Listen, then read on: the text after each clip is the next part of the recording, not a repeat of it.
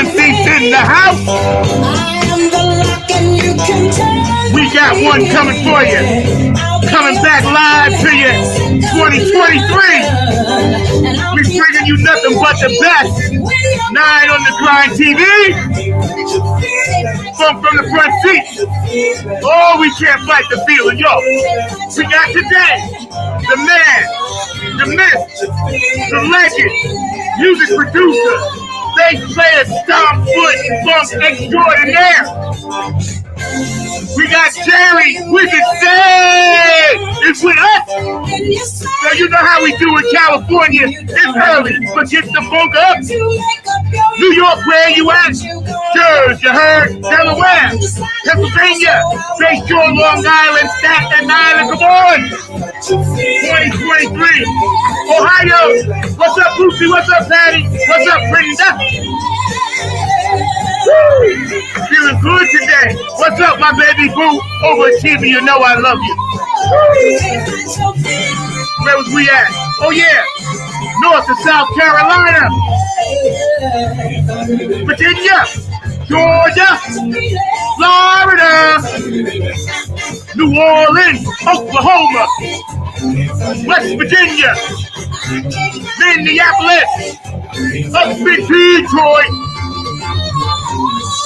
Nevada, Utah, North and South Dakota, Puerto Rico, where you at? Jerry Say's in the house and we hide from the front seat. My producer, Mr. Markley, back there behind the glass, keeping it funky, keeping it fast. We can't fight the feeling in Hawaii, Tokyo, I'm Young Haseyo, Japan, Germany, China, Ukraine, we love you, Haiti, Africa, Dubai, we got you, Egypt, over there in Ireland, thank you, Elizabeth, DJ Cocolino in Italy, I love you, woo, Carmen in Australia, I love you, Wendy, I love you, we love all that funk around the world, Baltimore, DMV, Washington, D.C., Chocolate City, Funky Philadelphia, Brooks, I got you. Y'all tune in on the chat line. Keep it active. Jerry Say is with us. Everybody clap your hands like this. Come on. Come on. Oh, oh, oh. I hear you. I hear you. Where you at? Woo! Good God, I'm hyped today. First show of 2023. God is good, y'all. Funk from the front seat. 9 on the Grind TV.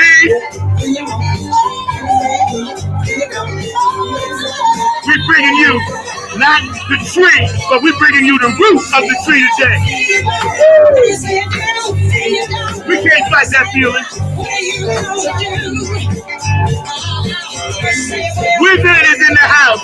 He flew in on his magic carpet today to hang with us from his planet.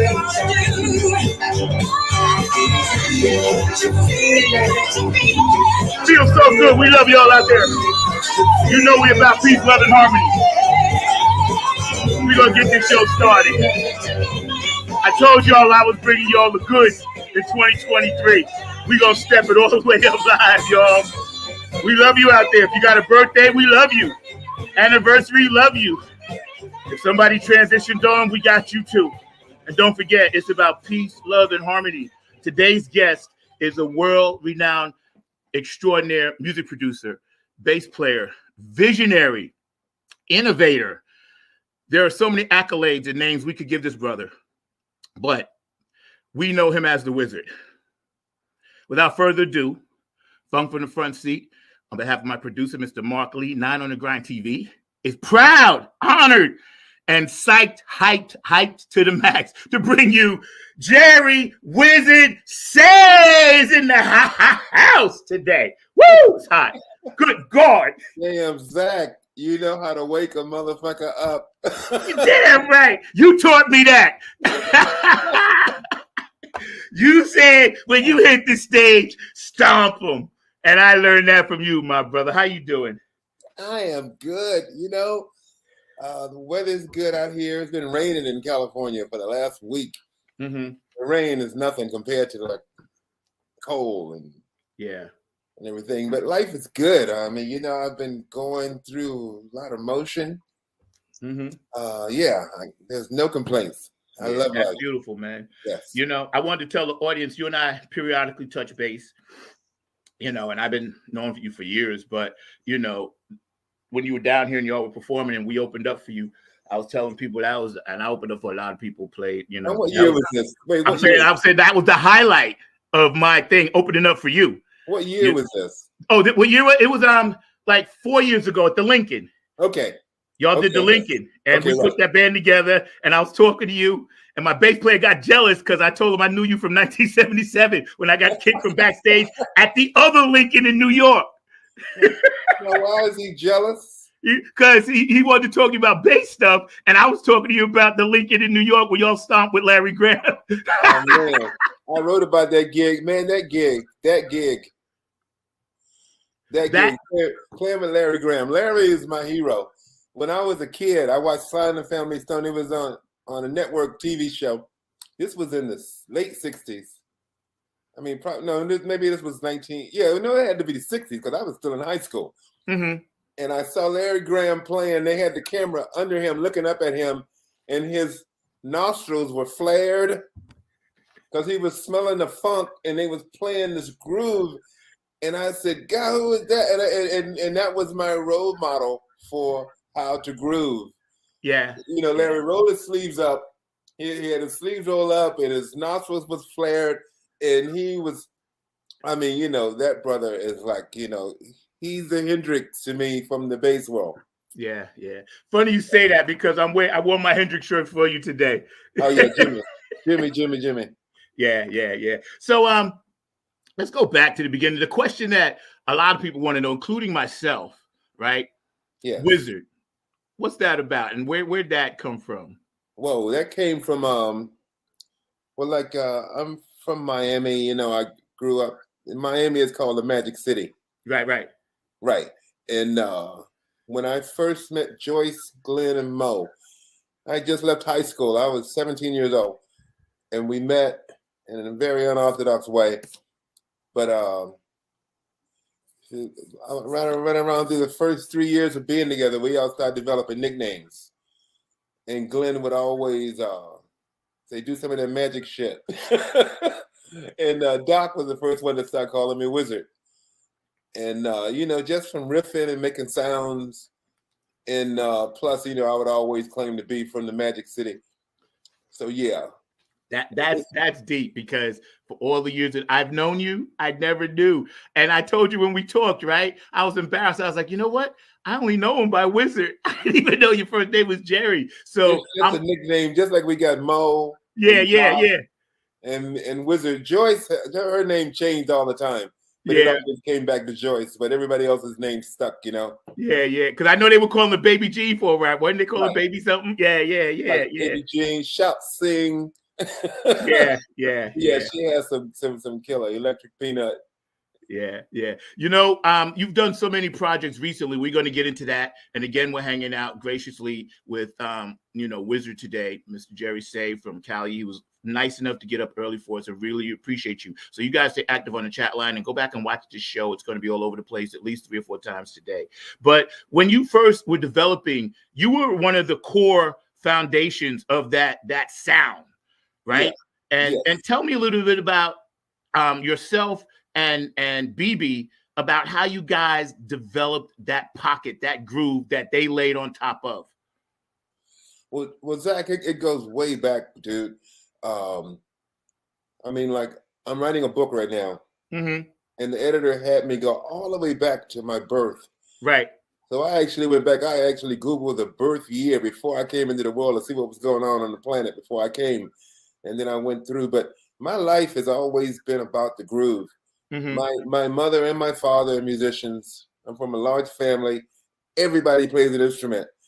The first time I was able to walk, I remember walking down the hall. I would strum the guitar with my finger and gliss over the piano keys, and I would thump the bass. You know, that was just all I knew. These instruments were laying around, and you know, that was, I thought every kid had that opportunity. Right. Now that I grew up, I say, no, that was a special household, dude. Yeah. So my older brother Frank was an amazing guitar player in Miami. And whenever he played, it was always groove first. My father, whenever he played, it was always groove. My mother, she was, gospel music. Mahalia Jackson, Rosetta Tharpe, but it Oh was God, yeah. always about the feel and that thing that the music make you do. So that was my gauge about how to play. First of all, they had to make me feel a certain way. And like I played, man, MF went through so many drummers before we got to BB. By the time we got to BB, I think we were around 12 or 13 drummers deep. Wow. Yeah. That's So I had to adapt to each one of these brothers that came into the band. We came to each other, but it was always something that was required. I put the work in to get that foundation because that was the foundation, at the floor, the bass and the drums. And it was all about giving Joyce and Glenn and Mo and Michael or whoever was in the band something to work on. So yeah, that was all I wanted to do was make sure that that floor was there and it was solid. Yeah. So yeah, groove is the key to life. Yeah. When I heard you perform, and I heard how loud you were, and I had worked my way to the front. When I was 17, I was standing in front of people. I didn't really give a shit because I was like, oh, I'm going to see these motherfuckers. Because the word MF was freaking me out as a kid. I was like, are they allowed to say that? You know what I'm saying? I was like, I guess they are. But we wanted to call ourselves the motherfuckers. I could, yeah. But Joyce said, we're going to have a hard time trying to get some airplay with that name. Right. Because let me tell you, y'all were motherfuckers. You guys were so intensely, cleanly loud. I had never heard that before. And I was standing in the corner by you, looking. You popped your G string, and bruh, you played the whole set with the G string hanging off. I was like, this guy is a wizard. Never forget that, bruh. Well, Zach, as far as volume, in 1976, Mother's Finest played a Who tour. Mm-hmm. And it was with the original band with Pete Townsend, Keith Moon, Johnny Whistle, and Roger Daltrey. You talking about Mother's Finest was a quiet band compared to the volume. When I saw the Who, the first show they played, for the first note they hit, it was so loud, but it was so pure and it was so regal. And they were bold with it and stuff. And that's how we learn a level of working the distortion. Yeah. I mean, playing with AC/DC, and I'm sure all of these brothers have hearing problems now. I know Townsend. I read an article about him. He can't hear shit. Yeah. And drummer from AC/DC. I remember sitting down in his kit, Phil Rudd. Yeah. Hit his bass drum. It was like a sonic boom. And then you hit the snare and like a shotgun going through your head. And every night he's driving the band with that level of volume. And but we were young, and that was a joy. Yeah. I think and you guys were the first multicultural funk rock band in the history of the world. Now, well, that's what they say. I mean, Sly and the Family Stone influenced us greatly. Yeah, and Funkadelic, right? Not Funkadelic as much. We came out slightly right after Funkadelic. I mean, we were right on the coattail of Funkadelic. Okay, right. But Sly and the Family Stone, Hendrix, yes, and Sly and the Family Stone were the visible things for me growing up. It made me see that shit could work. And there was no. And plus, as a kid growing up in Miami, I played with multiracial bands all the time. A lot of Latinos, whites, blacks, and the people in South Florida, man, they all had a groove. Like, matter of fact, Jaco Pastorius. I met Jaco when I was 13 years old. He was 14. He was a year apart, and we used to go to the Fort Lauderdale scene and watch all the players. There was some amazing bass players in South Florida. We would go see John McIver, Napoleon. There was this one brother named Carlos Vega. He was a Cuban, but he used that muted sound that the guy from Tower of Power uses, Rocco. That really tight bass sound. But he was doing that like in 66, 67. I was watching these guys. So, we had amazing examples and amazing players, like internationally, from Trinidad, from Cuba, mainly from South America, coming over into Miami. So we were definitely multicultural as a society musically. Yeah. The music didn't have any problem with the racism and with coming together and being equal. But then when you got out into society, that was a whole other thing, of course. Yeah. The music role was always, if you got a groove and you can play, then let's do it. Yeah. You guys, obviously, I'm influenced by you, of course. Hi, Mian. Hi, Brenda. Thank y'all for tuning in. Stay active, yo. We got the Wyzard right here. Let me tell you. So, you know what I'm saying? Don't get no better than this to start off. But yeah, that picking up from that Woodstock, passed the torch from Hendrix to Slide to you guys to the live festival, peace, love, and harmony thing, sustained the music business, and gave my age level something to look up to. Like, you were my hero. Bootsy was my hero. Slide, you guys were our Black heroes. And this is nothing against other races. We didn't have any. You had to have them. You got to have someone that looks like you. Yes. Jimmy was it for me. When I saw Hendrix, I said, yeah, this was coming around the Chitlin circuit. Yes. And you got this brother that was like extraterrestrial and transsexual and he's, galactic, he's writing about like the star constellations and shit. And I'm saying, okay, I see. I mean, he just raised the ceiling completely. And then he set his shit on fire. Right. And then he burned his shit up. Yeah. Oh no, my boy, right? Man, I talked to Peter Townsend about that. When we were on the Who tour, we talked to Peter Townsend about when Hendrix came to town, when he first came to England. And he was saying that, like, he said he wasn't tight with Clapton and Beck or even Jimmy Page as much until Jimi Hendrix came to town. And then all of a sudden, the guitar players all had this summit. They say, what are we going to do about this motherfucker? Right. And we were talking about volume earlier. They say Jimmy was the loudest motherfucker. And, like, the thing about Hendrix is, like, I got this digital box set that I bought. It's the Hendrix box set. It has all of his presets, like for his sounds, and it shows you the setting that he had. He was so unorthodox. He would use full bass and minimal treble, and he would, like, the mid range was like always in a place where you would never think. But then when you hear the sound, you say, "Damn, that's how you got that sound like on Access Boldest Love," or that's how you got that sound like on Crosstown Traffic. And like it was, he approached EQ with a different ear, but his volume, the volume was always cranked, but it wasn't just like, piercing. It was something that got your body, that vibrated you from your ankles and shit. Yeah. I know. I went to the Smithsonian this past summer, my first time there, to go see the Black History musical part. You're in there. I saw you. My boots. Those are my boots. I saw you, bro. The first thing I said when I came, I was like, "Where's that?" You know what Norwood Fisher told me? He said, "Wyzard, the reason why they got your boots in there is because you've been kicking ass for so many years."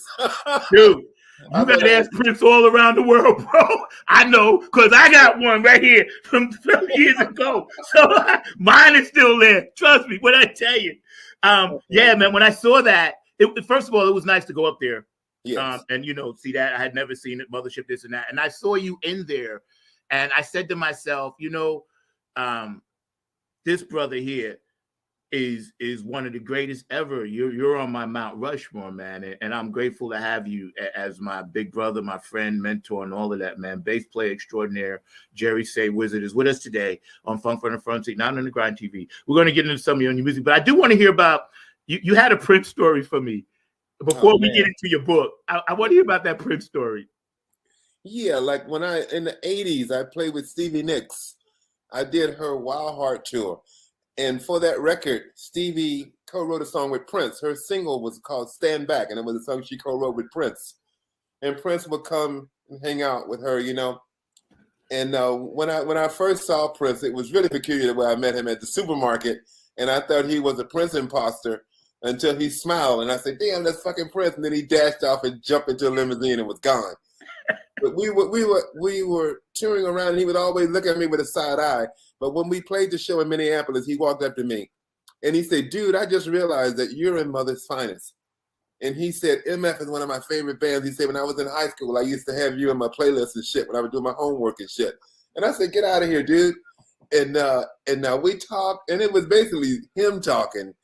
And he was telling me about Purple Rain. Purple Rain had just finished. He said, "I got a new movie coming out." And he said, "You're gonna love the music. You got to go see it." And he was a huge MF fan. And then when he left, his bodyguard chick came over to me, and he said, "Man," he said, "I've never seen Prince talk so much." I just thought it was amazing that he was into MF. Yo, everybody was, bro. It's like I had to order my albums from Audiophile because they didn't sell them in New York at first, and I ordered 3. I think another Mother for You, but I know it was the original Mother's Finest, and then the live. I had to have it. I was not satisfied listening to Mother's Finest at the studio level, even though it was beautiful, but I needed to hear that ass kicking shit that y'all did. And my father used to come in, man, and be like, "Yo, you're shaking the house," because I ran it through my MPEG. Wow. Yo, you wrote one of Mother's Finest biggest hits, "Baby Love." Yeah. Tell me a little bit about that. That was about my girlfriend at the time, Connie Stepp. There is no other to compare to her. This woman she touched me in such a unique way. And she's from Florida. I used to always have to go back down there whenever I was off to see her. And those words came out as actually, I woke up early in the morning, one morning, and she was creeping on my mind, and I was burning for her touch. There is no other to compare to you. You got me blindly giving all I have to you.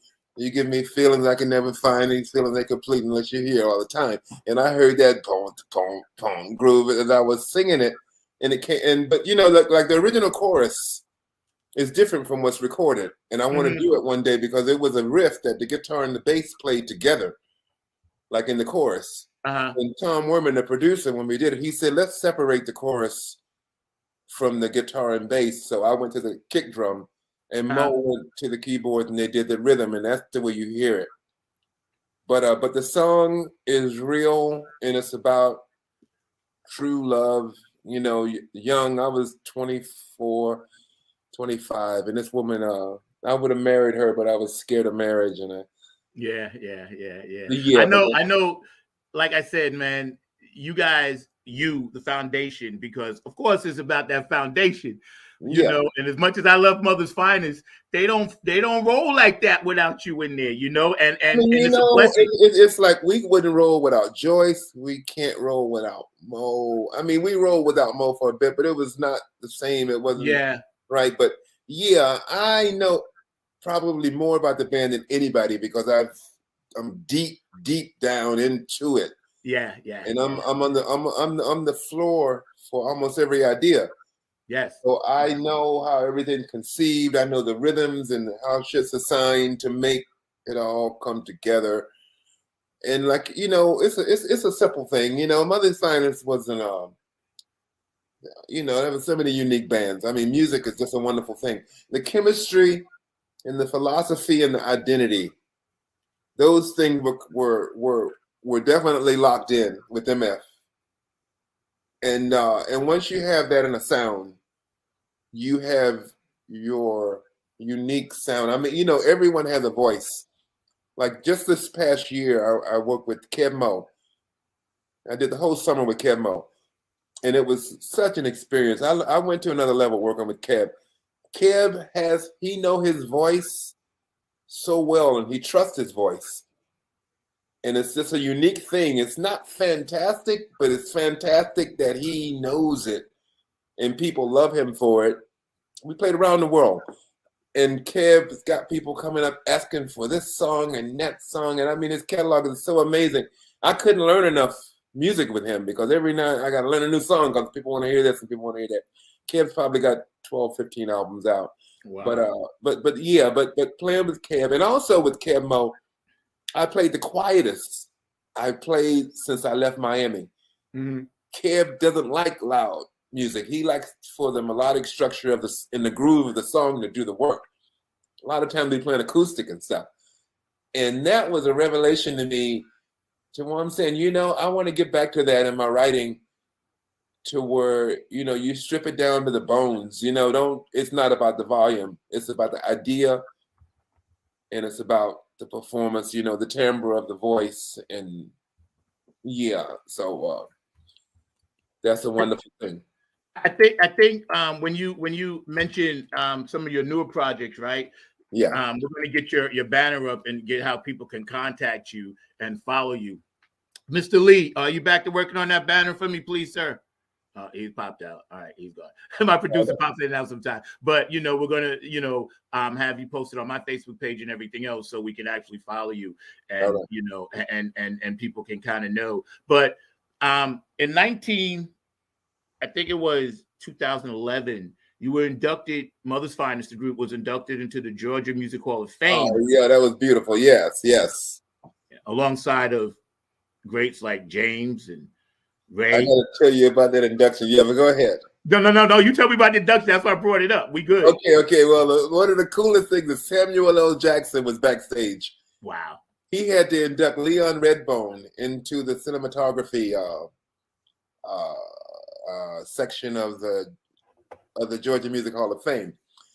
And Samuel L. Jackson saw us. He walked up and he said, "How come y'all ain't playing Give You All the Love no more?" And then I'm looking at him and I said, "How you know that song?" And he said, "Man," he said, "I used to watch y'all." He went to Morehouse. Right. Him and Spike Lee used to see us when they were going to Morehouse. They used to come to the Atlanta clubs and they saw us play, like, even before we cut that first CBS record. Mm-hmm. But he was a fan, and I just thought that was amazing that Sam was a fan. Yeah. But also that was inducted was Justin Bieber was there for a Vanguard Award, and what's her name? That beautiful black woman, Babyface produced. I know who you're talking about. Yeah, I know you're talking. I can't call her name, but I know you're talking about. Yeah, she was inducted, and the woman from a different world, the sister, the light skinned sister, who man, I'm so bad with names, but like me too. Yeah, but it was star-studded backstage, and Alex Cooley, who was a promoter in the Southeast, he was responsible for every concert. He actually that the last Hendrix concert in the Southeast was done by Alex Cooley, and Alex Cooley would bring in the Beatles, or he brought in the Stones, or just everybody came through Alex Cooley. Right, when Alex Cooley heard we were being inducted, he came out of retirement to be the announcer, and he was kind of ill at that time, but he came from Florida, and he was the one that inducted MF into the Georgia Music Hall of Fame.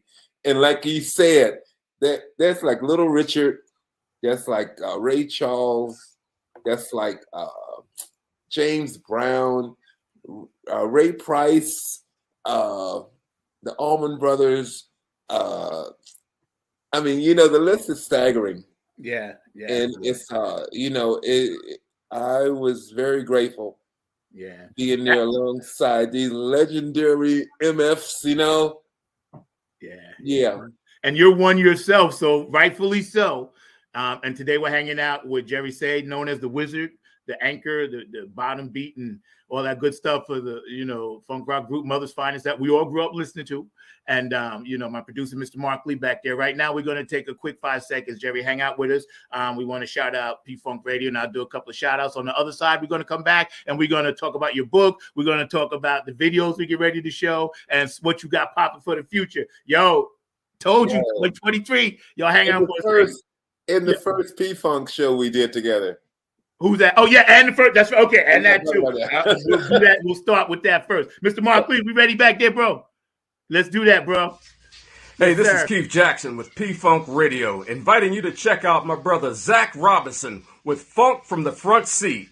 Saturdays, 12 noon on the East Coast and 9 a.m. on the West Coast. It all happens on 9 on the Grind TV and also on YouTube. Great guests, great conversation each and every Saturday. That's Funk from the Front Seat with Zach Robinson on 9 on the Grind TV and YouTube. Check him out. Yeah, brother. Thank you, Keith, for always pumping the music and supporting the show. And of course, HJ Entertainment, K&N Jams, P-Funk Radio. We love you guys. Oak City Music Collective down here. We love you guys. George the Funk of Vinci, your artwork, Curtis Wilcox, Aquarius Rising Art. We love you guys. And also the Funk Chronicles Hall of Fame. We love you. And you guys keep spreading that funk out there. Keep supporting it. Keep supporting brothers like this brother. He is a pillar of the funk rock community. We stand on his shoulders. There'd be no nappy head funk army if it wasn't for brothers like him and Boots. I'm telling you right now, because we wouldn't have had the music to hear. So y'all gave us the roadmap, and we just gonna try to hold you up as best we can and do our part, man. And I tell you what, I don't like to put people on the spot, but yo, we gotta do a show with you. I always put it on the air so I can go back and say, I got you. we gotta do a show together. We're gonna do some stuff. We're hanging out, and you got a book. First we're gonna talk about the first P-Funk show. Go ahead, bro. Oh yeah. This was in 70. It had to be 76. Late 76. We were signed to the same management. P-Funk and MF were the only bands of color. Lieber and Krebs. Lieber and Krebs had like Aerosmith and AC/DC and they had Black Sabbath and Ted Nugent and like a rock, Blue Oyster Cult. And the only acts of color were P-Funk and Mother's Finest. Wow. And MF was touring the world, touring America, like with all of these rock acts. And then on the itinerary, the next gig, it says Parliament Funkadelic, P-Funk. And I said, damn. I said, okay, cool. And we played in North Carolina A&T. It was like complete black school. And like we had just the night before we played with Aerosmith in Detroit, and it was like all white faces. And then when we played at Carolina A&T, it was all smiling black faces. And like we kind of went into that gig thinking that we were gonna have to turn down and change up and shit. But when we played the first song, I mean, they loved it. It was like I said, okay. But I was really excited about meeting P-Funk. And like when we got there for soundcheck, they had finished and gone. But just before we went on, they showed up. And like, I figured they were there to check us out, because I would have done the same thing. And George and George Clinton walked in wearing a North Beach leather outfit that was to die for. North Beach leather was like the thing back in that time. And expensive. And the tailor was extreme, and I would say, oh God, I was so jealous. I said, damn, this dude got and then the whole band came in, they were looking so cool and everything. And so we went out and we played. We had a great set. We kicked ass, came back, did 2 fucking encores and shit. And then I said, okay, I want to see P-Funk. So I went I changed, and then I stepped out of my dressing room door. And then coming down the hall was George. He was wearing a pair of orange chicken feet, plastic chicken feet, and he had on a thong, and he put a sheet over his head. A hole was cut in the sheet for his head to stick through, and he was underneath was a thong, and on the front of the thong was a picture of the Roadrunner. Right. And that band was like that was like Eddie Hazel was still in the band, and wow. And the bass singer Ray Davis. Right, Ray Davis was there. Boogie was there. Jerome on drums. And I'm not even sure who was on keyboard. Maybe Gary and Bernie. No, this was before Bernie. Wow. So this was before Bernie. Wow. This was straight out of P-Funk. I mean, this is straight out of Funkadelic. This was straight out of Super Stupid.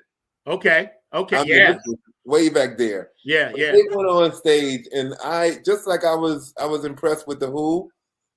When I saw what P-Funk would do to an audience, George went on stage with that song, Call My Baby Pussy, Pussy, and everybody in the place was in jaw drop mode. And this groove was so hard, And then they went into an even harder groove, and Joyce would pull up his sheet, and he would show you his ass with his song, and he would turn around and show you the Road Runner. I mean, it was like an extraterrestrial circus. Yes. Those guys, that band, that was not, they got civil from that point on, because that was the point when they were just in shock mode. All they wanted to do was shock funk you, just like they have shock rock. They were shock funk, and they were definitely an element. They changed the world. But I've been seeing George Clinton at least every 2 or 3 years. We run into each other, and we never forget that first connection we had. They always respected MF, and of course we always respected P-Funk. But we did many tours. We did the Flashlight tour. We did the Mothership tour. We did the Chocolate City tour. And Bernie Worrell, God, that's my boy. I remember him when he first joined the band, and the guitar player Mike Hampton. Mike's my guy, yeah. Oh man, you can't touch that brother. He plays guitar like John Coltrane. He hears the guitar so uniquely. Yeah. But P-Funk, George Clinton, his super strength is surrounding himself with the baddest motherfuckers on the planet. Yeah. He's kind of like a Miles Davis, like these guys coming through his band, and they like on a level that up to the very top of the food chain. Yeah, we just played with Mike at the Bethesda at the Funketeers Ball. I was fortunate. I was literally on the stage singing Knee Deep, and he's playing behind me with Tony Cameron and the Funk All Stars. And then I didn't leave the stage when he did Maggot Brain. I literally sat there on the drum riser. I wasn't leaving. Me and Tony was looking at each other. We were like, we whispered to each other. We looked like, can you fucking believe we're here watching Mike Hampton play Maggot Brain? And we're right next to him. It was like, boom, Mike is my guy. I call him, text him all the time. Red Hot Mama, Scorpio. I love that brother. He's my guy, man. He's my guy. Yeah, so tell us a little bit about this book you got coming out. That not really to tip it, but just what inspired you at this point in your career to go ahead and start writing this amazing journey that you share. Well, I've been writing this book now. Actually writing for like 6 years. Yeah, I remember you told me. Yeah, I was and before that, I would write an excerpt, something just for my whatever, and I would put it aside. Like once I got my first laptop, and I would write, and I would just throw stuff aside. And then I got to the point where I said, I got all of these pieces and stuff, and I need to put this shit together. And also at the same time, I was working with a blues guy named Guitar Shorty. I actually produced two albums on Guitar Shorty, and I love that brother. He just passed away. Guitar Shorty. Jimi Hendrix used to go AWOL to see Guitar Shorty play. Wow. And Shorty married Hendrix's cousin, so there was a connection with those guys. But Hendrix's vibrato is Guitar Shorty. Really? Yeah. Wow. There's an album called We the People. That was the first album that I did with Guitar Shorty, and we actually won the Blues Contemporary Album of the Year in 2010, I think it was. But you can hear Shorty, and you hear the ghost of Jimmy in there. Shorty was probably about 7 or 8 years older than Jimmy would be right now. And it was a blessing to spend time with him. And we did 2 records, and it was the biggest time I've ever had.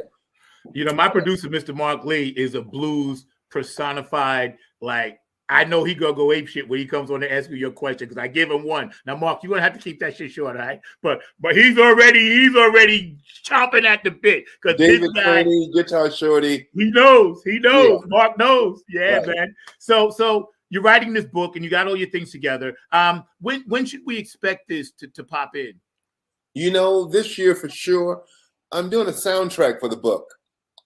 As I was doing this, every time I write, I was writing my story, there's been songs that I've written that I put on the shelf and I never released. And as I was writing this book, I felt like I was impregnated with these songs. I said, God, this just got to come out. And all of the songs that are going to be in this soundtrack have an amazing amount of meaning to my life. Yeah. You know, I was writing these songs from a place of necessity and you know, that's how it was my life's blood to live, you know. And I was really glad, like when I first had the idea, I said, okay, Warren, I need to think about a soundtrack. And then I just went through the book and I was saying, okay, that one's got to be there. Love and Control, Protection, Surface, Slaughterhouse, all of these things got to be in there. And like, you know, and it's just like a soundtrack for a movie. Like when you would think about what would be accompanying a scene, there's certain parts of the writing to where it's so dramatic and that song comes right in there, you know. But you know, like when I first started writing the book, I was going to start at 17 when I came out of high school and I started my career. But the editor said, no, let's go back to the beginning. Right. And going back to the beginning was amazing. Like when I researched my birth year, it was the most UFO sightings in the history of this country. Yes. That was what year was that? What year was it? 1952. Okay.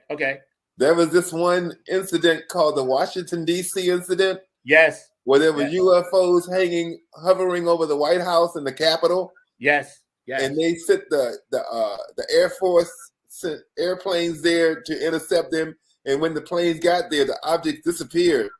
And then when the Air Force left, they came back. And it freaked the fuck out of America. Yep. And then that was in July. And then in November, we had the first hydrogen bomb was created by America, and there was a test blasting of the hydrogen bomb in the Indian Ocean. It was the biggest boom a human had ever created. And then it was a presidential year, and Eisenhower was a 4-star general. America wanted more stability. We was freaking because he was saying, "Fuck, extraterrestrials are coming. Oh, you want to fuck with them." And then the NSA, you know, like it was just a lot of movement in the world. And then I came up in November, and I was born in Florida. And then I had to get into the whole Indian makeup of this country because I was born in Opelika, Florida, which is Opatisawakalaka, which was a Seminole Indian village back when they owned everything, before the Spaniards came and took the land from them. And so my book took on this whole concept of the plight of the American Indian. When I moved to Atlanta, I realized that my grandma was part Cherokee. And then in the 80s, I worked with Ricky Medlock, who was Lakota Indian. And we played like in North and South Dakota and Wyoming. Ricky would take me to an Indian reservation, and it broke my heart in the small little pieces when I saw how these people lived, and they owned this country, and it was all taken away. And but my writing took a sidebar to the events of the world. Like I went through Kennedy assassination and into the Martin Luther King assassination, into the second Kennedy assassination, so just the events growing up, what shaped my moral compass about how to survive in the world and understand how mankind is. We have a lot of work to do, and we need to go forward as far as being humans. And instead of making shit to blow each other up, we should make things to generate more peace and love. I mean, we just can't seem to figure that out. Yeah, and it's funny getting back to your book because I'm getting comments on both things. So when you see me looking, I'm getting comments here and there, right? But one of the comments is that the soundtrack to your book, and that's going to be amazing. And one of my fans popped in, my boo, and say, "Hey, that's so awesome." So she just wanted to say thank you for that, because not a lot of people are thinking in terms of that. But in terms of the UFO, I'm a hybrid myself. I'm an Anunnaki funk soldier. I was born in '58, the year they claimed rock and roll came through, and I've experienced so many things And being of that ilk, the space child like you, like myself, this is why we all bond. And I think since COVID, the word 2020 hindsight and all this other bullshit, right? Like our light workers now are coming together.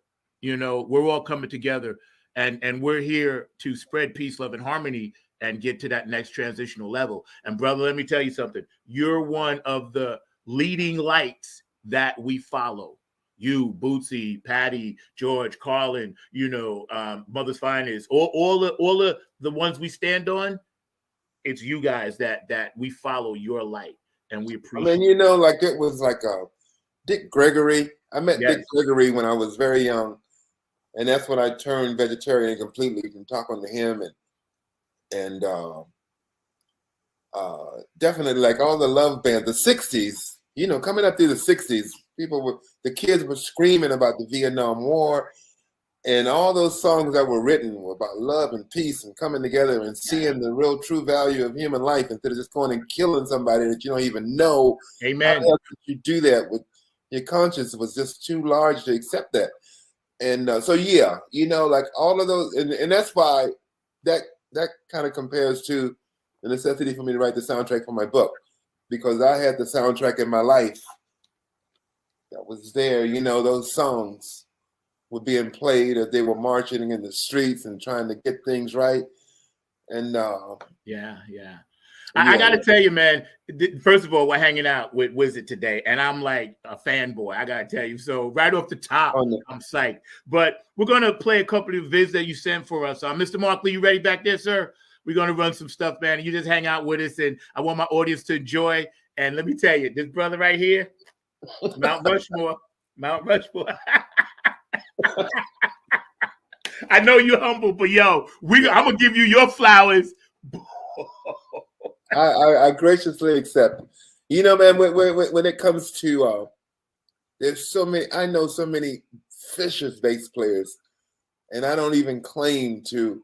You know, one of my favorites is Michelle and the Giocello. You know her? Oh God, yes. Wait, Zach, I got to tell you this story. Yeah, go ahead. Okay, Joyce Kennedy had to do Women in Rock at Berkeley University. And Michelle was there, and Joyce was there, and Layla Hathaway, and a bunch of amazing sisters. But they had to play Truth to Set You Free. And Joyce told me that Michelle had a hard time playing the bass line. And right. I said she had a hard time playing my shit because I studied her. And she is like, she's a guru. Yeah, she is. Those bass lines that she come up with, yeah. I mean, God, and the voice, the phrasing, the concept of the writing.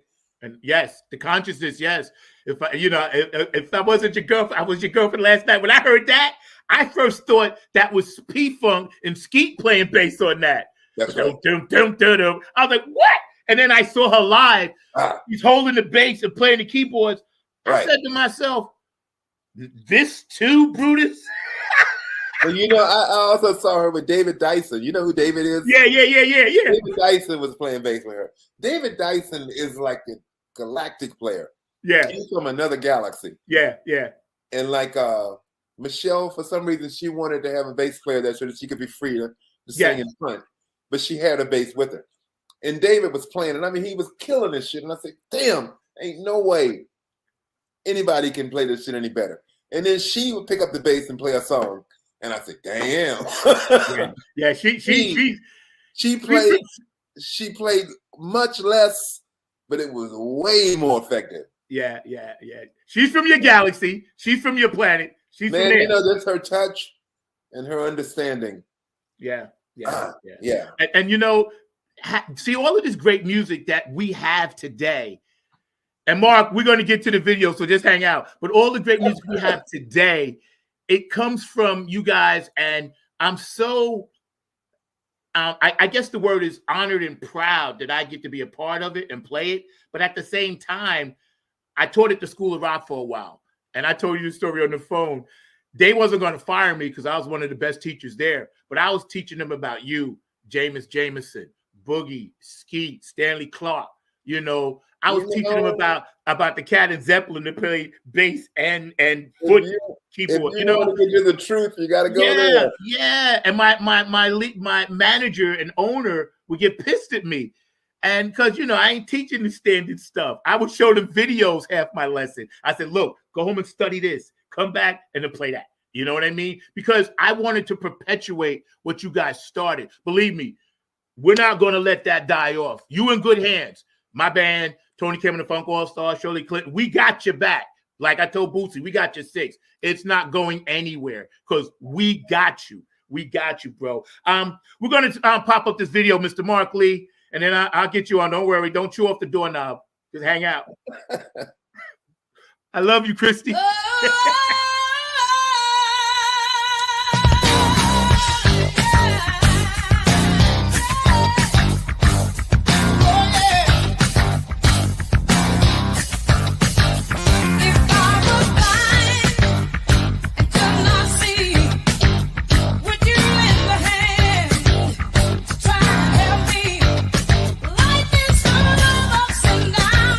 Can't face that plan around. Tell your mind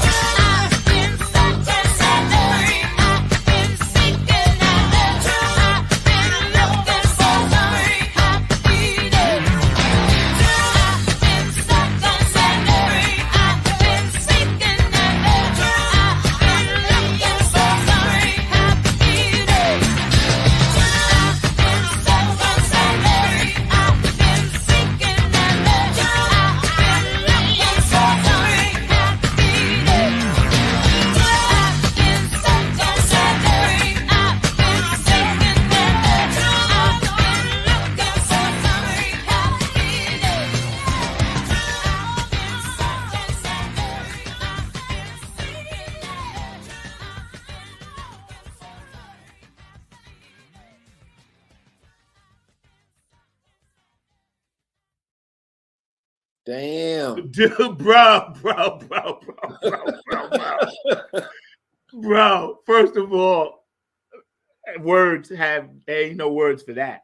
I gotta tell you, my band, we tried to play this, couldn't play it. I got to tell you something deep about that song. Little Richard came to our house in Atlanta. This was like 76 before we got that record. Little Richard showed up at our house at midnight in a limousine looking like fucking Cinderella. His hair was perfect.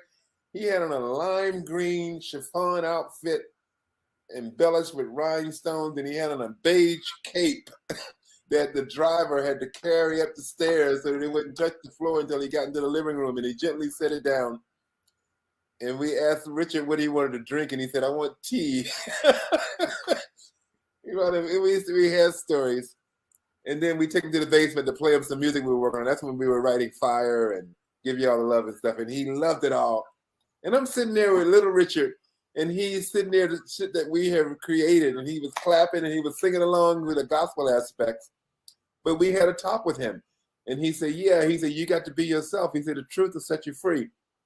He said, and so that song came from a conversation with him about his days when he was going from the church into rock and roll and then back and forth. Teetering. He said, I heard God calling me, and I went back to the church, and I went back and I preached. And then he said, I heard the devil calling me, and I had to go back on stage and do my thing. That's priceless. You heard God and the devil.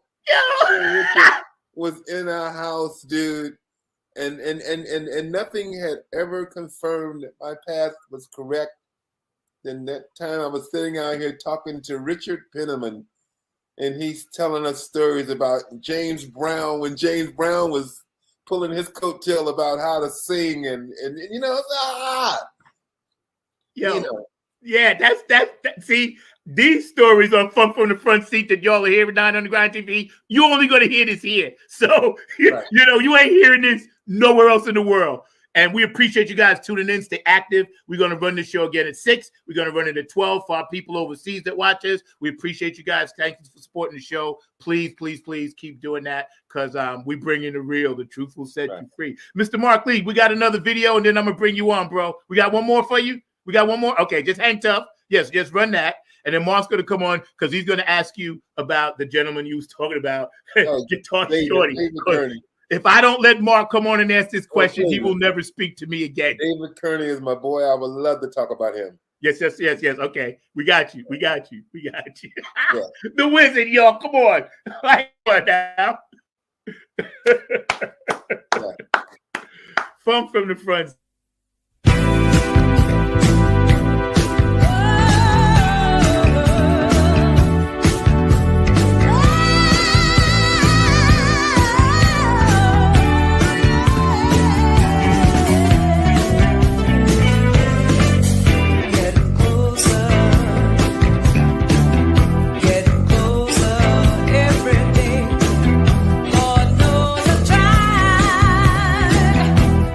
Try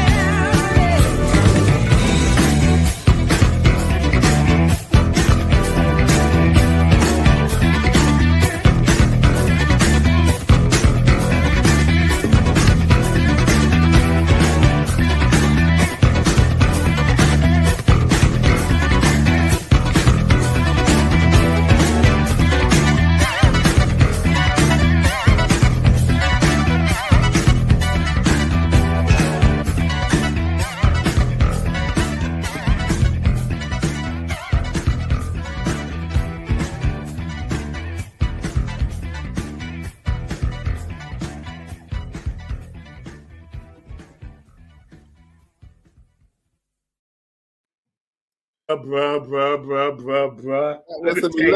That was some electric Nigerian.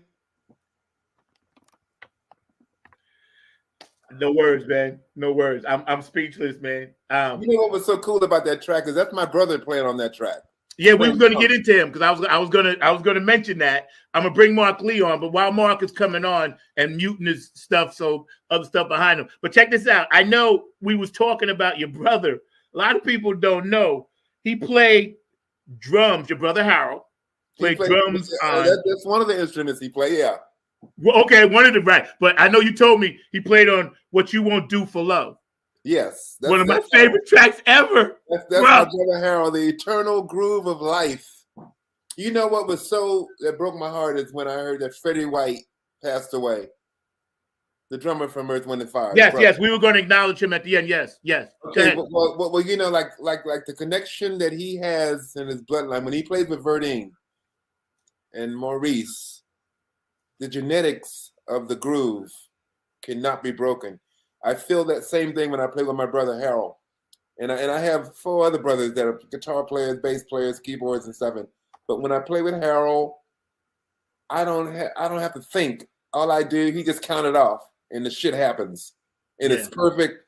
And I love that we didn't get a chance to play together as much. I sent you a Blackfoot track that Harold's on. Mark, do you have that track, the Blackfoot track? A Reckless Boy. Okay, yeah, we're gonna run that. Yes. Okay, yeah. You get to hear Harold on another side. Okay, let's run that. Yeah, when you're ready, we'll run that. Yeah. But my brother Harold, man, he is so talented. He's my youngest brother. Kills the bass, but on drums. Every time he would send me a track, you know, he played. He did a lot of Casey and the Sunshine Band recordings. He's from South Florida, but when he played when he told me about the Bobby Caldwell project, when I left Fort Lauderdale in 1971. Bobby Caldwell was playing with a band called Kathmandu, and he was a guitar player. Yes. And he was an acidic guitar. He played like Frank Zappa, Hendrix, and Terry Kath kind of combined. Bobby's hair was all the way down to his waist, so you never saw his face because he would just lean over and his hair was down. And he would just play this wicked electric guitar shit. So when Harold told me, he said, I just cut a record with Bobby Caldwell. I was looking for something shock, electric. And then it was, what you want to do for? And I said, hello. Homie made a 360, and I couldn't believe how smooth it was. Yeah. And I didn't even play. I don't even think he played guitar in that session. He just played keyboards. Uh-huh. But the voice, because, you know, he never sang with Kathmandu. The keyboard player was a singer. Right. Norm's guitar is out in Los Angeles. That's the guitar player from Kathmandu. I mean, the keyboard player from Kathmandu. But Harold, he made that track. He gave it life, you know. Wow. Mark, you ready to run that track for us, brother? Let's run that.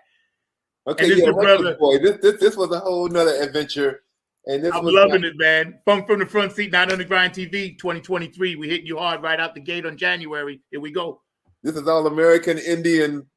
I love it. I love it. Yo, this is, I'm in heaven right now.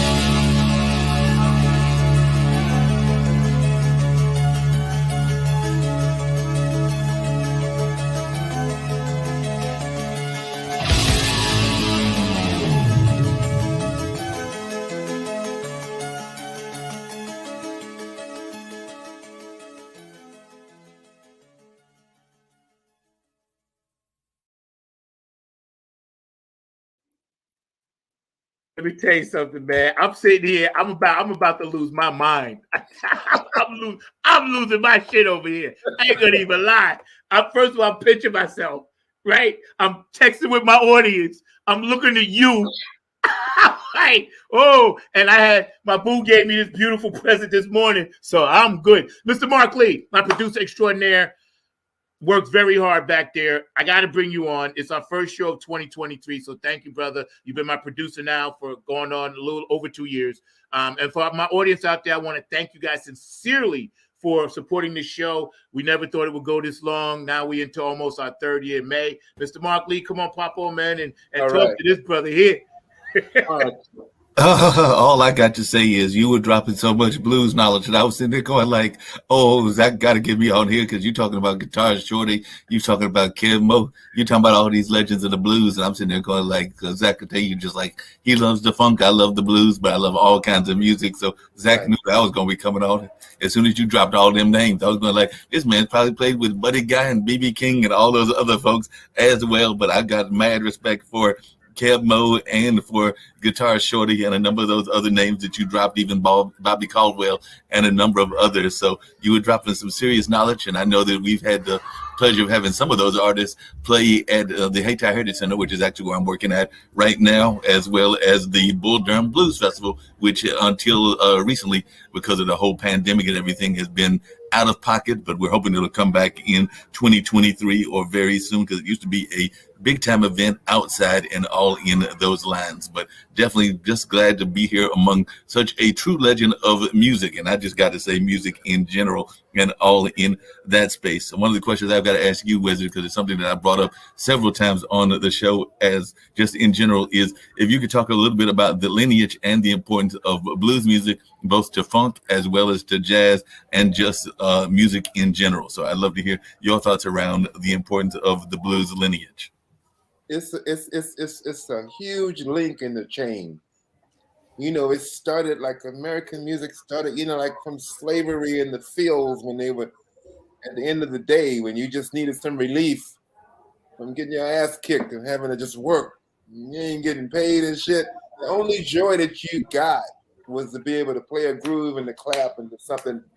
And it started with that. And somebody got an instrument and started playing, and, you know, Lead Belly and all of that stuff that was back in the 30s when they first, somebody found a microphone and they started recording.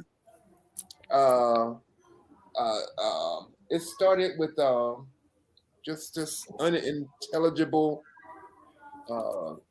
you know, these lyrics, you know, Ebonics is what they used to say it was, because when the Africans came over here, they took their language away and they made you start speaking a different language.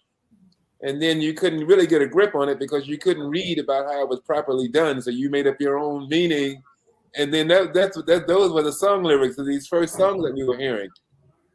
And then it turned into gospel music because, like, you know, that was always a thing. Like, you know, you needed to talk to God. People needed to talk to God. And that was like the whole Christian thing. And then Wade in the Water, which turned into a slave map. He was telling you how to get to the Mason-Dixon line. I mean, it was so amazing. And I mean, people of color, so resourceful. I mean, you could beat them down, always find a way to stand up. Always find a way to go forward. I applaud, and not because I'm black, but just because of the species. I mean, the shit that these people went through. When I went to the Smithsonian African American Museum, not just the music, but when you go down to the bottom floor at the beginning of the slave trade, and you take those steps all the way up to 2016, and you see the progress. And it was the way with music. First, it was started with like just a rhythm, so people could just move their bodies and stuff. And then it got into talking to God with gospel. And then it got a little devilish and turned into the blues, relationships and stuff. And then that got a little bit more intelligent. Like when Lead Belly was singing, you know, he was more intelligent with his lyrics and his storytelling came into play. And then that turned into, you know, the John Lee Hooker. It was my favorite, John Lee Hooker. I've seen him live so many times. There's nothing like John Lee Hooker. And Zach, Michelle in the Giocello has got to be a descendant of John Lee Hooker. Yes. She has the same spirit when she performs about time stands still. Yes. And you are so in the moment. Yes. But anyway, that was the whole blues frontier. And then that turned into you know what was really amazing to me is how early jazz, like the Kind of Blue album by Miles Davis was cut in 1959. I thought that was like in the late 60s, but that was like in the 50s. And all of a sudden these brothers came all the way from no intelligence and blues and kind of rhythm and blues, and then jazz was created. But even before that, it was like Hot Joplin and what was that type of music like that? Ragtime. And that was like classical music, like the chordals they were using, the chord selection they were using and stuff. And so yeah, blues led into jazz, and jazz led into rock, because rhythm and blues and jazz was pretty much side by side. And then rock came into being. And then from rock, you know, you got your, and then funk came from hard rhythm and blues. And yeah, you know, it all just moves forward. But blues is the foundation. Yeah. No doubt about that. Hey, Zach, just really quickly, do you think that we can ever get a Chitlin circuit back again, Wyzard? Because I know that was something that was very important to our success and things of that nature, was that whole notion of a Chitlin circuit where small clubs and small venues would be the places that our music got going. And that was even in the funk realm and in the blues realm. But I was just wondering, do you think that we can ever get that Chitlin circuit back in the 21st century? Well, the Chitlin circuit, the Chitlin circuit was developed out of necessity. It was a place for Black performers to perform without having to deal with Jim Crow and getting lynched and shit, you know? That was the place you could go and play, like up the Eastern Seaboard and in the Midwest. And everybody, like Chuck Berry, Ray Charles, Hendrix, Little Richard, everybody did the Chitlin circuit because those were the only gigs Black performers could perform. And like, so it was a necessity. I don't know if it'll ever come back. The necessity's got to be there for, you know, and hopefully humans aren't going to go backwards as far as the way we are, where we treat each other, where that's even going to be necessity. But I think the sense of pride that was taken from playing in the Chitlin circuit, because these brothers were pissed because you had these white clubs that were like amazing, but they weren't allowed in there. So they just made their amazing music in the juke joint that was down the street, and come to find out that everybody wanted to come there because that was where the action was. It was you know, it was the most spirited music being created. Yep.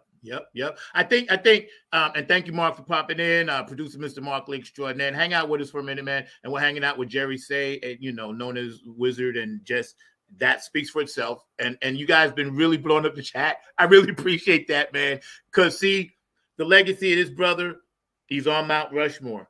This is why I was very humbled and grateful to have him on my show and call him my big brother. And I know him, and I opened up for this brother. So right there, you know, that speaks volumes. And when we look at music today, myself, Kevin, Dr. Brooke, and all our circle, our full circle at my band, we're always talking about spiritual food, feeding people with the music. And today's artists, like, there was a banner for a funk fest and it had no funk artists on it. I got nothing against them, the artists that were on there, the Mary J. Bliges of the world, Bobby Brown's, but they were calling it a funk fest. Funk has now been hijacked, the word. Definitely. And it kind of pisses me off. Yeah, it pisses me. It does. I'm gonna be honest with you. I'm a lover of all music. I listen to everything, classical, everything. But promoters have taken this and twisted it. So we have to give people spiritual food in this funk. Where do you see the future of funk music going? Well, my children, my son, Laven Kali, Laven is up for 3 Grammys this February. He worked on the Beyonce record. Okay. he co-produced one song and co-wrote it with her, and then he co-wrote 2 other songs, and they're all up for Grammys. And Laven's solo music. Laven was in the crib when Laven was 6 months old. He would watch me program music, and he would sit there like in the crib, you know, and just watch me. And he was always quiet because Laven ended up going into golf. Like when Laven was turned 9 years old, he loved Tiger Woods, and he started playing golf. And I used that, and I was a golf dad. Took my son all over. My son got a full golf scholarship. Wow! Into the university. Wow! He was that good. And then when he turned 18, he came to me one day and he said, "Dad, listen to this." And he played me some music.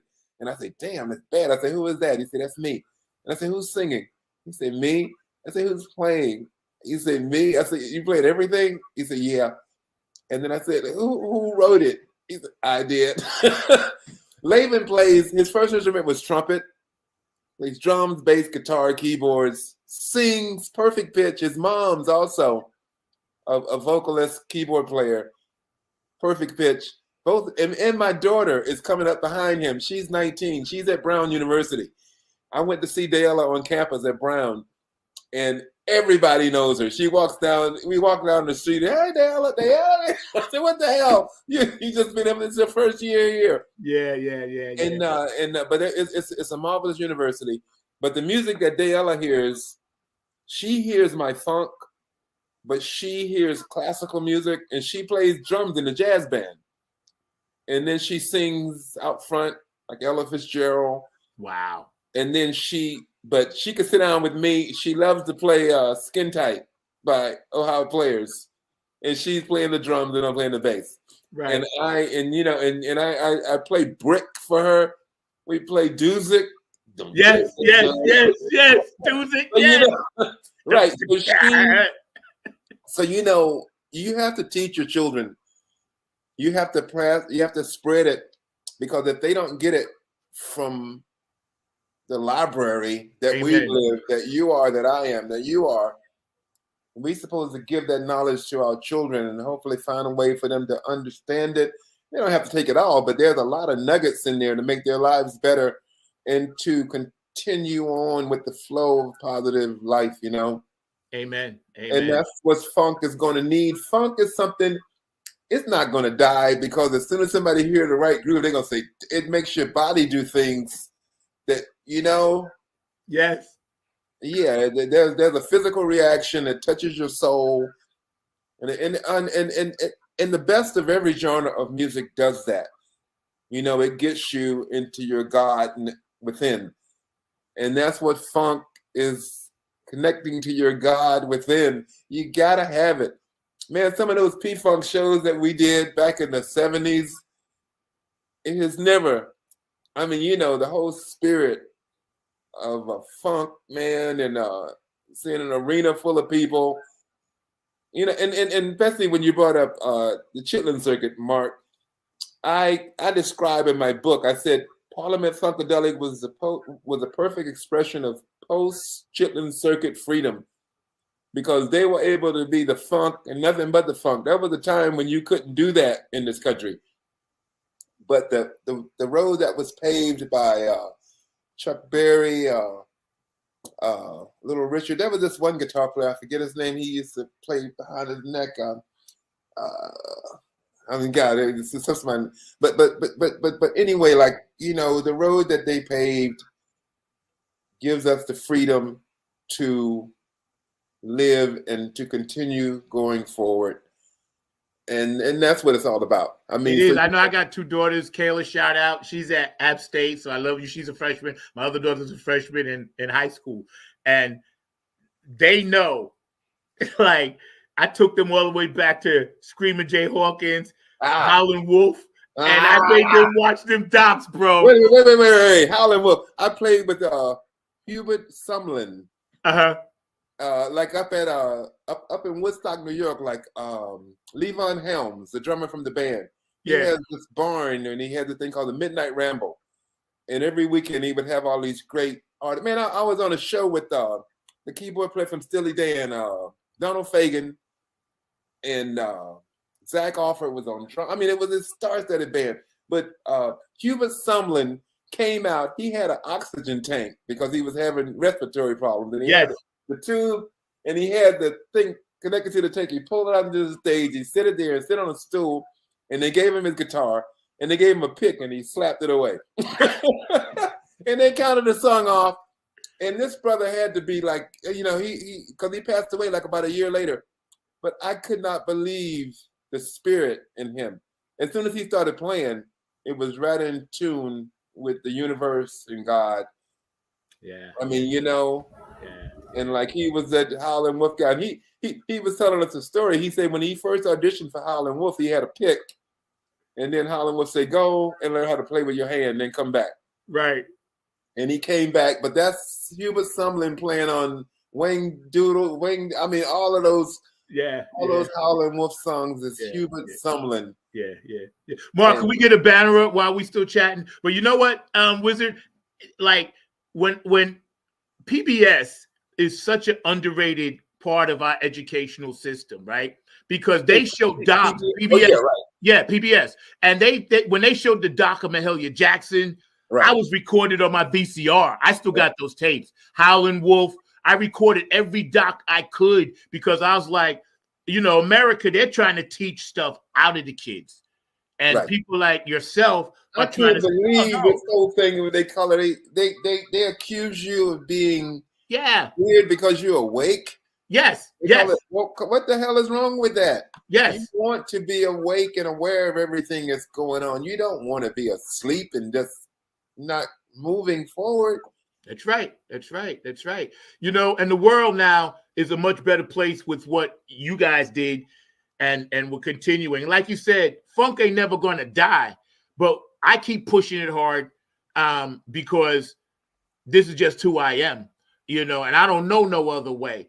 And having guys like you in my life and your inspiration, you know, you inspire so many people just today being on the show, man. And this is going to be part one because we always do a 3-part series. So this is just part one. You'll come back when you have time. I know you get ready to go on tour and everything else. You got to wait until I finish this book and then I want to talk again. Yeah. We'll come back. But listen, every week we do a hero of the week. You know, it could be anybody, random, male, female, lady, black, white, whatever. But this week we honor you, Jerry Wyzard Say. You're our Funk from the Front Seat hero of the week, and we appreciate everything you've ever done, everything you're about, your music, your family, the way you spread peace, love, and harmony, your vibe, everything about you, bro, is golden, and it's golden. And we got about 3 minutes left. We always give our guests the last word. We're going to give you the full screen. Mr. Markley, you have anything else for this brother before we jet up? Hold on 1 second. I was trying to get the banner up. No, you're good. You're good. You're working it. It's good. Don't worry. You're working it. No, I was definitely working that banner, trying to get that banner up and running for Mother's Finest and all in that space. But definitely it's been an honor hearing the Wyzard speak and all of that. And he was dropping some knowledge, and I agree with what he was saying about the education system, both you and Zach bringing that up, because I've been trying to figure out why we're complaining about people being woke, because we all want to be awake and everything during the course of the day. So that makes absolutely no sense to me whatsoever that they are making woke a bad thing in that sense and everything. So I guess one of the quick questions I've got to ask you is, I know Zach's very big on education and music education. Do you think that we're doing enough in our space around music education, and what can we do to make it better? And we got one more song till we go run, so don't go nowhere. You know, that's a loaded question, Mark.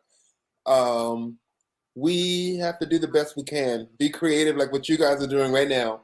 You can reach people, you know, groups of people, and make sure you give them vital information. I mean, you know, things that'll pull them in, because, you know, times change, and I love to go with the times. I know it always leads, because like with me writing my book, I see what I've done in my 6 decades on this planet, and it's always constant movement, and that's the way it's going to be from now on. So we have to be creative about how we make sure that the young people know not to be bamboozled and to listen to that thing inside of them, and to have patience creating something beautiful that can last for a lifetime, and not just jump on something in the passing buck. And don't be afraid of being unique and different.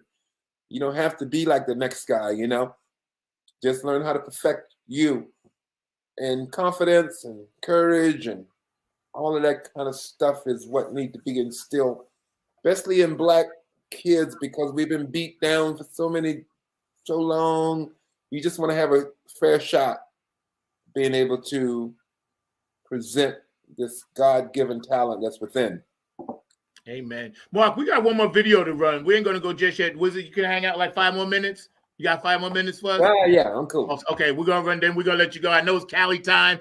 You were gracious enough to get up early, and believe me, bro, I got up early, went to sleep late, but it's all good. It's all good, man. You changed the world today, once again. And so I thank you. Mark, run that video for us, man, and we're going to hang out, and then we're going to give Mr. Say the last word on the big screen, then we're going to crank up the car, get in the front seat, and get the funk out. Yo, bro, believe it or not, I started this in my car, a 5-minute thing during COVID. And then people hit me up. I called my producer, Kevin, in Philly. I said, Kev, I got an idea for a show. And he said, yeah, man, let's work it. And I told him the title. He said, yeah, man. He said, that's going to work. He said, you got something there. From the front seat. I'm glad I'm up here. Yo, right. Mark, go ahead and hit that, bro.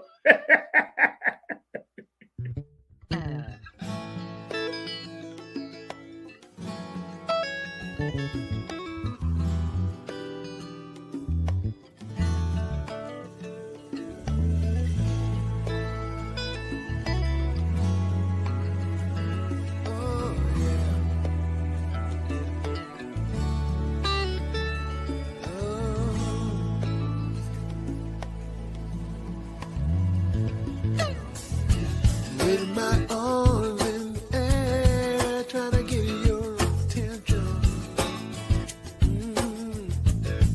And the sky's so blue, baby, where are you? We need to be right here, we need to be together. Have you cut the silver cord, baby? And simply float away.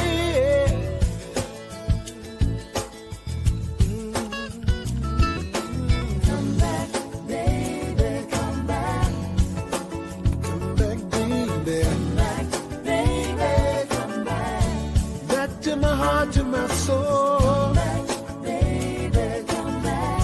I need you right here with me, baby, baby, come back.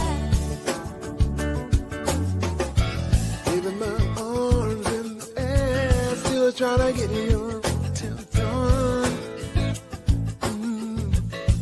Did you forget to mention that we'd hang out today? But you're so far away. What's getting you down, baby? What's keeping you around? Oh, yeah. All I can say is come back, baby, come back. Come back, baby. Come back, baby, come back. Back to my heart, to my soul. You right here with me, baby.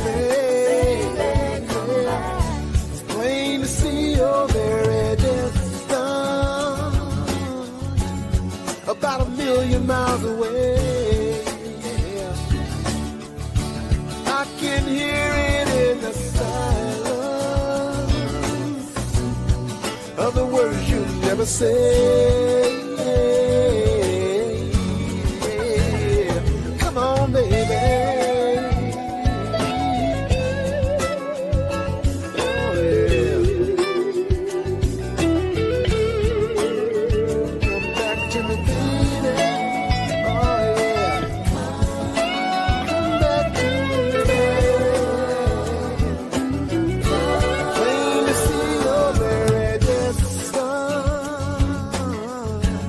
About a universe away, girl.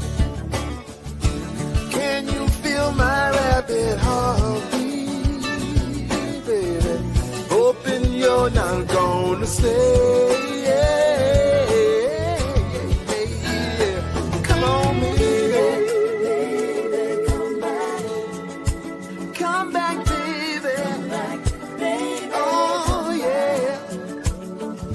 I don't know what I've done wrong, baby.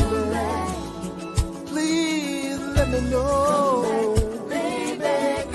Whatever I can do to make you come on, baby. Come on, baby. Come on, baby. Now come on, baby. Come on, baby.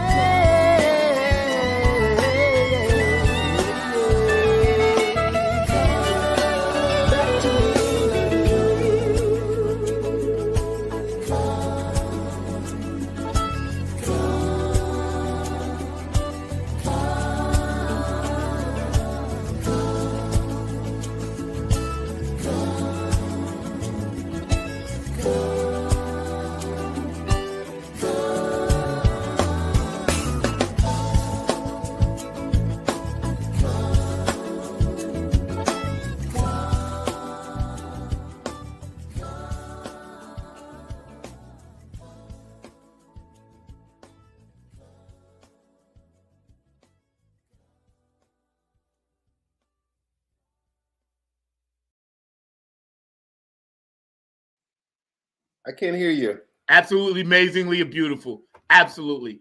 Yeah, Absolutely. that's how me singing everything, and that song has meaning. That was relationship issues, and yeah, you know, music. I love writing a song when there's a meaning to it, and I've written, you know, like one thing about Mother's Finest I want to say is I was blessed to work with a male and a female singer. Joyce Kennedy is like the baddest bitch ever born. She sings, I mean, her voice is amazing. And then Glenn Murdoch, he's a character singer. He's like, you know, he's about society and cultural differences and everything. So it was so much fun growing up, being able to write a song and give it to Joyce and to give it to Glenn. And then as years went by, my son asked me one day, he said, "Dad, did you ever sing Leave at Mother's Finest?" And I said, no. I, you know, because I had two killer singers. And then I did that solo record the song we just heard.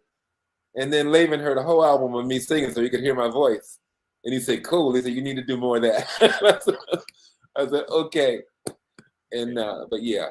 Yeah. You know what, man? It's like magical and wizardry and your spirit from the universe and the tribe that you are part of, that I'm blessed to be a part of. It doesn't get any better than this. And I got to tell you, man, you're my hero forever and ever and ever, man. Because you're right here from my heart, my brother. Let me tell you, it's just after I'll call you in a couple of weeks and we'll chat about some other stuff. Wait a minute, what's that on their hat? Huh? That hat, the logo on your hat. Oh, this is from Afterglow 92416. And it's actually a tribute to Boogie Munson.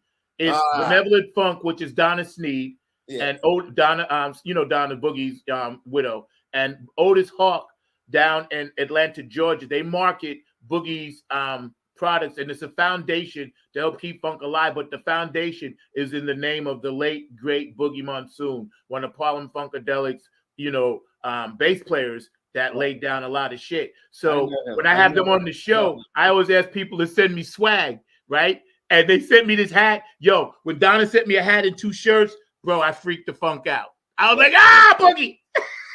The spirit. Because when I'm sitting here writing and this and that, I feel Prince. They come to me, Gary Scheider, Boogie Munson, and I always write my music from 12 o'clock to like 4 in the morning. That's my time. Gary Scheider.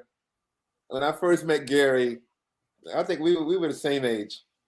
And we were kindred spirits. I mean, we were from the same tribe. Except I would never wear that fucking diaper on stage. I couldn't pull it off. but Gary Scheider, this was in the early 2000s. I went skiing in Nevada. And we went down to the casino and it said, tonight, P-Funk was at one of was performing. So I got inside and I made my way all the way to the front of the stage. And Gary was still alive. And they were killing. And I mean, they were killing. And Gary saw me And for some reason, that's when I realized George Clinton is fucking blind. He was looking at me, and Gary came and he said, "Say, George, that's Wyzard." And then George looked at me and he said, and he was like about 3 feet from me, and he couldn't figure out, he couldn't get my image.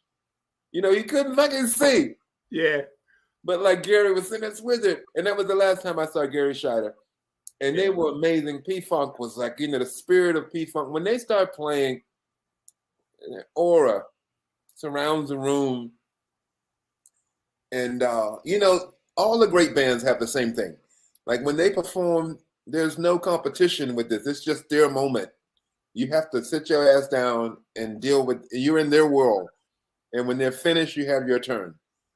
And I found that with AC/DC, with like P-Funk, with even the Commodores. Man, we did some amazing tours. Aerosmith.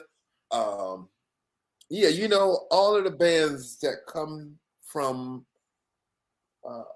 necessity, that aren't formulated bands. No, these bands came together because they heard a sound and they loved each other and they were attracted to the chemistry of each personality, and it made this thing. Yes. Aerosmith would never be the same without Joe Perry. Yes. That ingredient is so necessary. And the same thing like with the Stones or like with the Who or whatever, and the Beatles, for God's sake, all of these fucking great bands.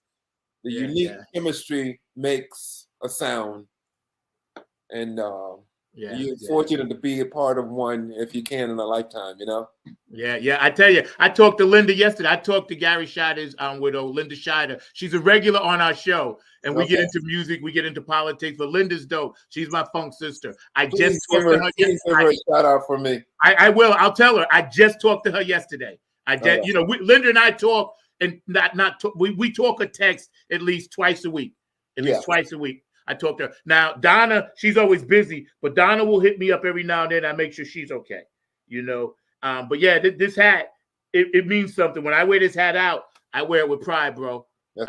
This is what it is. Man, oh man. Funk from the Front Seat, Not on the Grind TV. My producer, Mr. Mark Lee, I thank you so much. Jerry Wyzard said, we're going to give you the full screen and say whatever you like. And, you know, then we're going to bring you back on and we're going to crank it back up and get out of here, man. All right.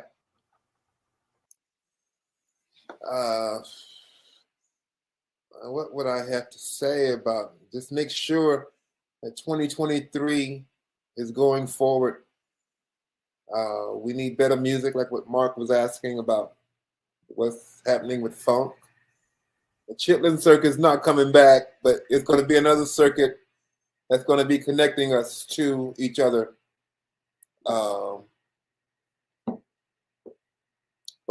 Yeah, I have a lot of music inside of me that I'm still creating. I'm being freed up after this pandemic, which was an amazing event in our lives. Yes, love. That's it, Zach. I think we've said it all. Bro, I think we said it all. I think we've done it all. We're going to crank up the car. We're going to get out of here on this one because I know this there who I love dearly. And when you mentioned it, that was the first thing I thought about. So,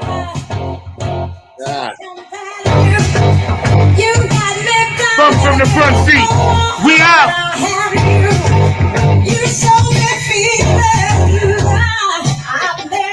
The Wizard was with us today, y'all. Enough said.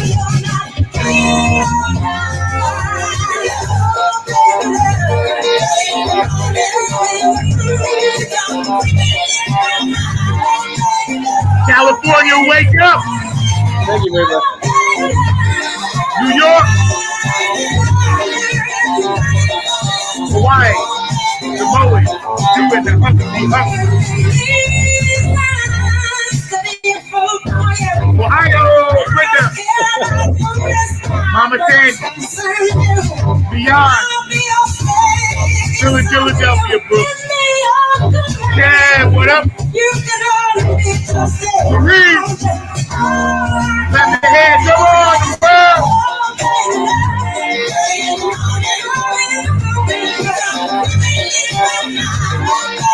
I love you, Christy. My boo.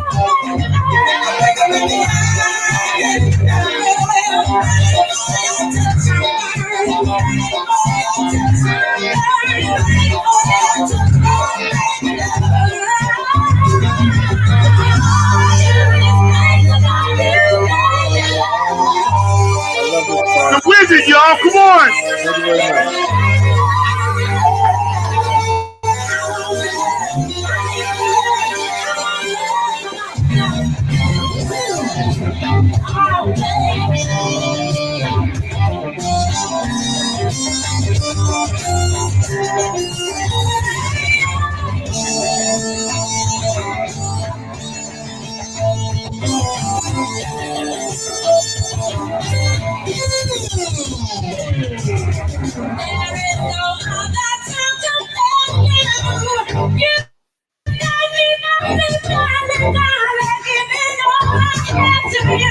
New York.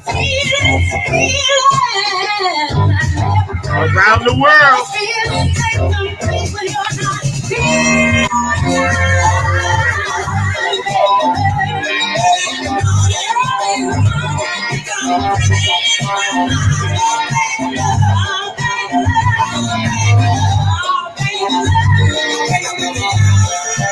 Come from the front seat.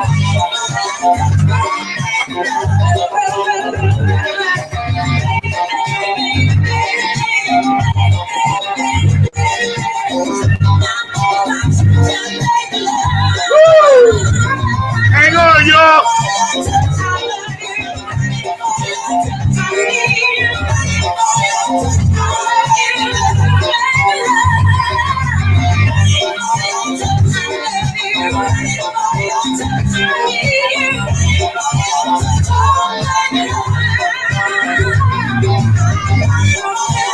Florida, you in the house. Florida. Italy, what's up with the best?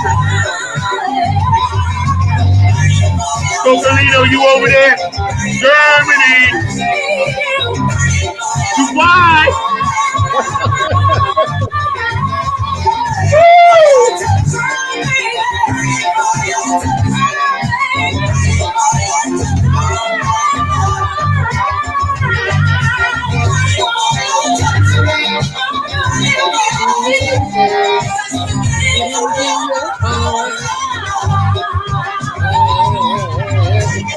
Come from the front seat, 9 on the Grind TV, every Saturday, 12 o'clock, 9 a.m. West Coast time, y'all. Oh my God. Man, it's all about the funk, bro. You brought it hard. The show is fire. We get ready to get out of here. I love you with all my heart. I'll be in touch in a couple of weeks, bro. Thank you from the bottom of our heart here, Funk from the Front Seat. All the fans watching, all the people around the world that will watch this later tonight. Man, we love you. You're an institution. You're a hero to us. We honor you. We respect you. We praise what you've done and what you're going to do. We follow in your light.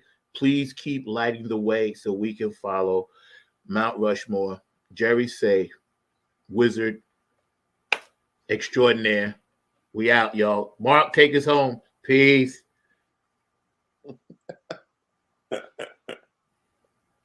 Big love.